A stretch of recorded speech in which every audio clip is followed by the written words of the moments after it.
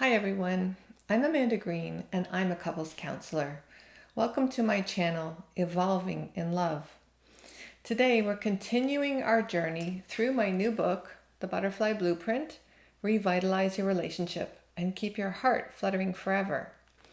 These videos build on one another, so I suggest you go back and watch the first 3 chapters. Today we're diving into chapter 4 called We Tell Ourselves Stories. Stories help us make sense of who we are, where we come from, and where we're headed. We use them to make sense of events, understand our partner's actions, and navigate our emotions. Let's take a look at Ryan and Leah, for example. After the honeymoon vibe had worn off, Leah believed Ryan was uninterested in her because he didn't say much during arguments. Meanwhile, Ryan was thinking, it's better to stay quiet and keep the peace. Why stir the pot? The stories they told themselves, he's uninterested in me and staying quiet keeps the peace, helped them understand and cope with the growing disconnect between them, even though those stories were based on misconceptions.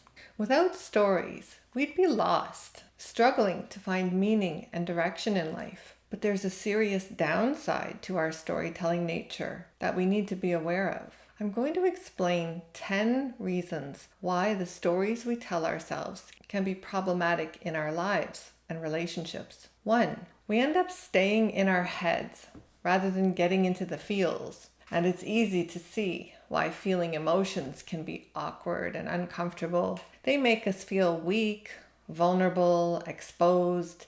People say, I don't want to be needy. I don't want to be childlike. The thing is, avoiding painful emotions blocks connection within oneself as well as between partners. Number 2, when we get caught up in storytelling, we miss out on the valuable guidance feelings offer us. Feelings motivate actions that make us feel better. Every emotion has what we can call an action tendency. Anger pushes us to confront the situation. Fear drives us to protect ourselves. Sadness prompts us to seek comfort or support. But the increased self-awareness when it comes to emotions brings responsibility, which can be uncomfortable. It's easier to play the victim, tell yourself negative stories about your partner, and expect your partner to change to make you feel better. 3. We often think we're communicating feelings when we're really telling ourselves and our partners stories. Phrases like,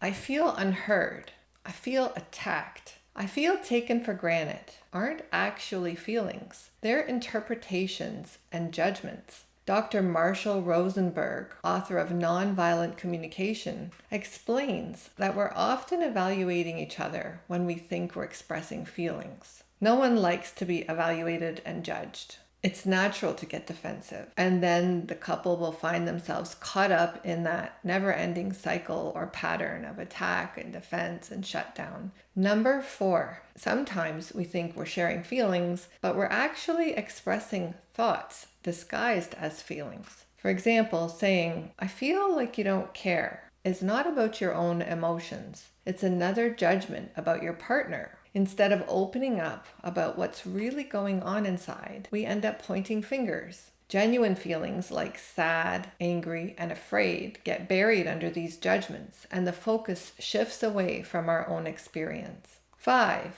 We use stories to justify our own perspective, making assumptions about our partner's motives. For example, you might think, he only spent time with me so he could check it off his to-do list. I'm just another one of his chores. Or, she used that snarky tone because she doesn't respect me. These false narratives undermine trust, lead to misunderstandings, and prevent open, honest communication. 6. You might start acting like a bad guy detective, scrutinizing your partner's words and actions, which can reinforce negative stories like, my partner doesn't care, or my partner's incapable of meeting my needs, or my partner will never be happy no matter what I do or how hard I try. You might also turn the blame inward with thoughts like, there must be something wrong with me, or maybe I'm just a disappointment. I'll always fail. These stories shape our feelings and behaviors and cause misunderstandings and hurt.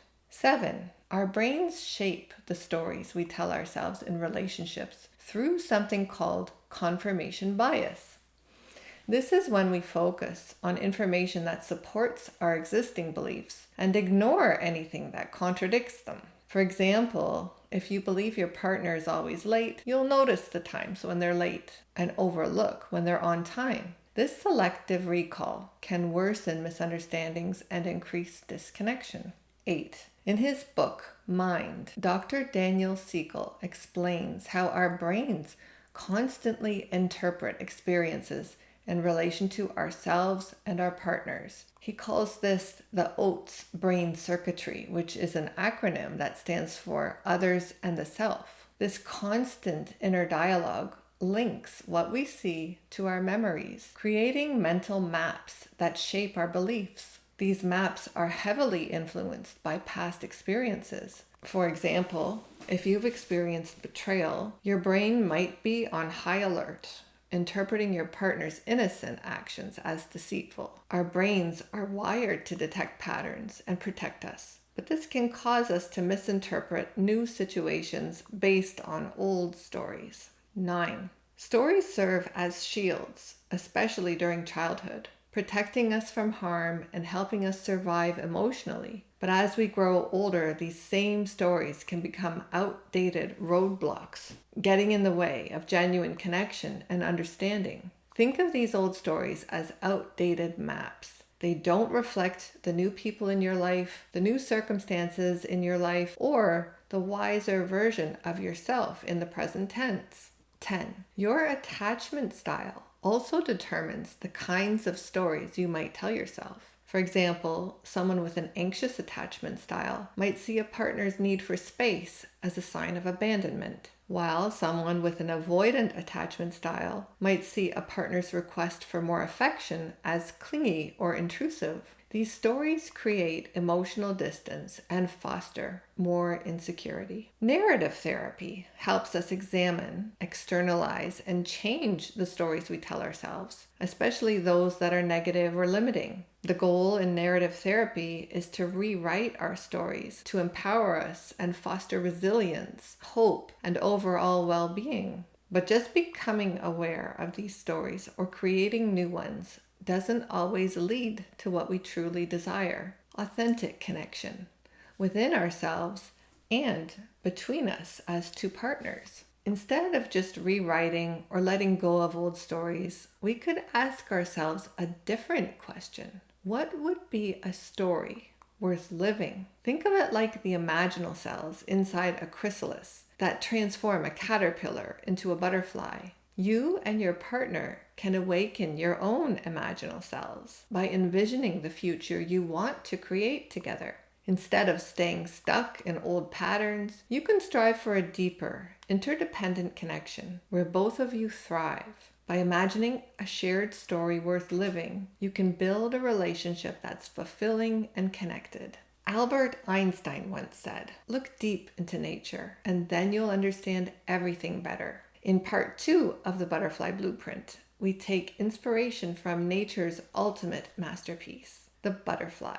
The butterfly is a powerful metaphor for creating interdependent relationships, guided by 8 principles and 24 practical exercises. Just like a butterfly emerging, transformed from its chrysalis, you can experience a similar change in your relationship by using the tools in the Butterfly Blueprint. You and your partner can grow together, creating a deep, lasting connection and a shared journey of love and growth.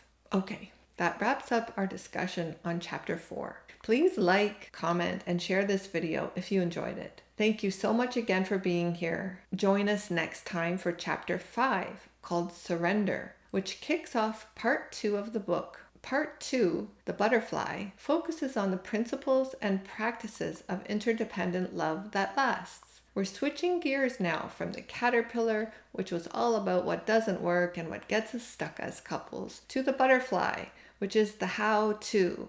I can't wait to share it with you. Thanks again. See you soon.